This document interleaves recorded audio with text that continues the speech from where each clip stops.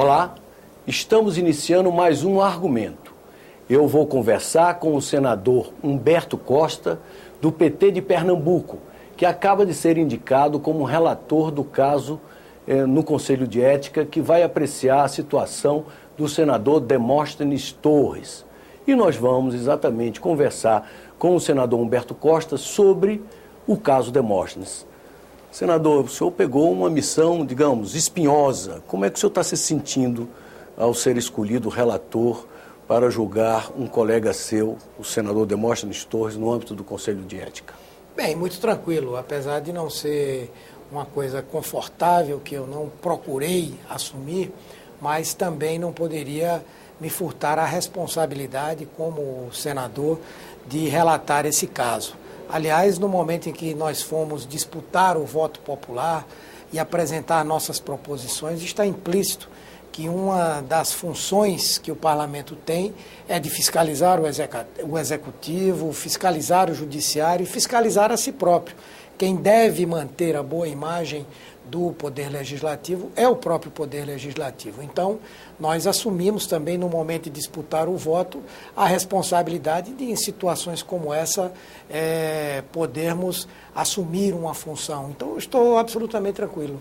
Bom, o senhor, naturalmente, como relator, pretende propor que o senador Demóstenes compareça ao Conselho para fazer a sua defesa. O senhor imagina quando será feita essa convocação? Bom, nesse primeiro momento nós vamos aguardar a defesa por escrito e oral que ele deve apresentar ao Conselho de Ética. Ele tem 10 dias a contar dessa data para apresentar essa defesa. A partir daí eu terei 5 dias para apresentar um relatório preliminar.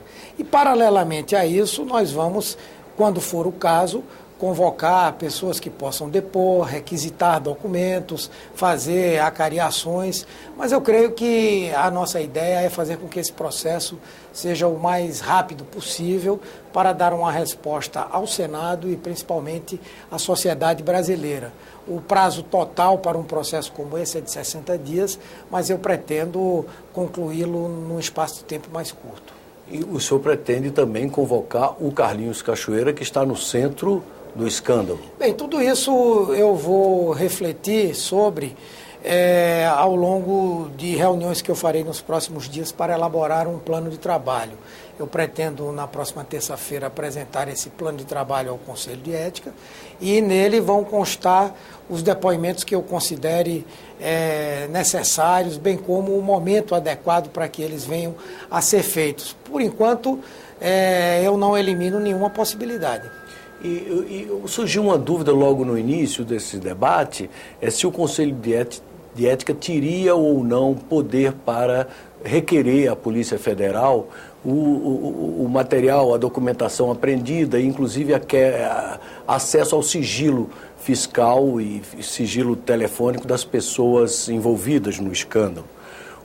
Como é que está essa situação? O senhor acha que o Conselho de Ética tem essa prerrogativa ou não? Acho que sim, até porque já existe precedente em que o Conselho de Ética solicitou a documentação relativa a um processo que corria em segredo de justiça no Supremo Tribunal Federal e o Supremo atendeu. E, como tal, nós entendemos que isso pode se repetir. Nossa intenção, inclusive, na próxima semana, é visitar o ministro Lewandowski, juntamente com o presidente do Conselho de Ética e o corregedor do Senado, para pedir o acesso a esses documentos.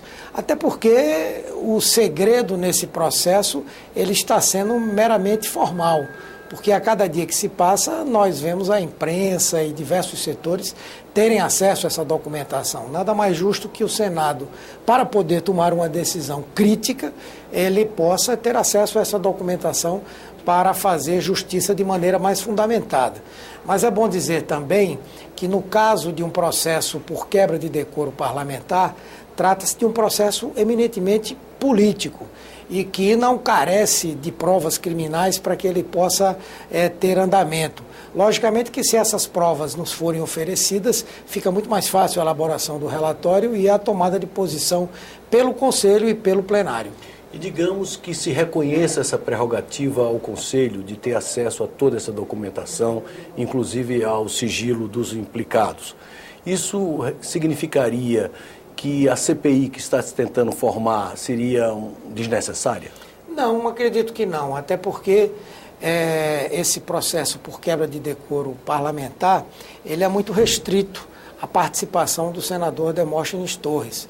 No entanto, pelo que nós temos visto pela imprensa e por aquilo que a Polícia Federal e o Ministério Público têm dito, trata-se de uma suposta organização criminosa com atuação em todo o território nacional, nos 3 níveis de governo, municípios, estados e União, e nos 3 poderes, Poder Judiciário, Poder Legislativo, Poder Executivo. E isso é muito mais amplo do que a mera discussão da conduta de um parlamentar. Por essa razão, eu não vejo contradição entre o processo no Conselho de Ética e a implementação da CPI. O importante é que a CPI esteja limitada exatamente a lidar com esse tema, ou seja, da suposta organização criminosa comandada pelo senhor Carlos Cachoeira. E na investigação específica em relação à situação do senador Demóstenes, nesse contexto aí, dessa operação aí, Monte Carlo, né?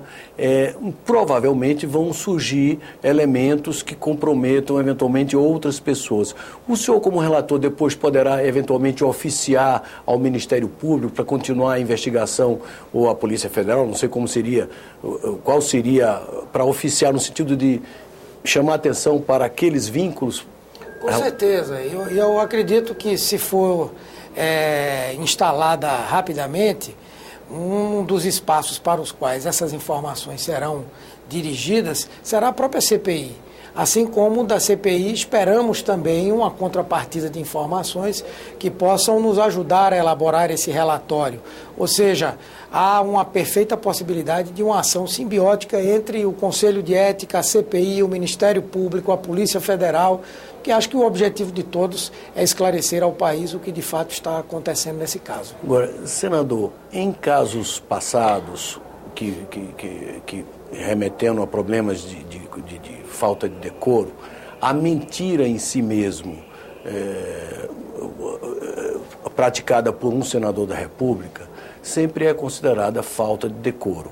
E pelo noticiário do escândalo em si, vários colegas do senhor nós temos conversado aqui no plenário, já consideram que o senador Demóstenes faltou com a palavra, mentiu. Isso significa, na sua opinião como relator, que comprovada a mesma mentira, ele deveria ser cassado?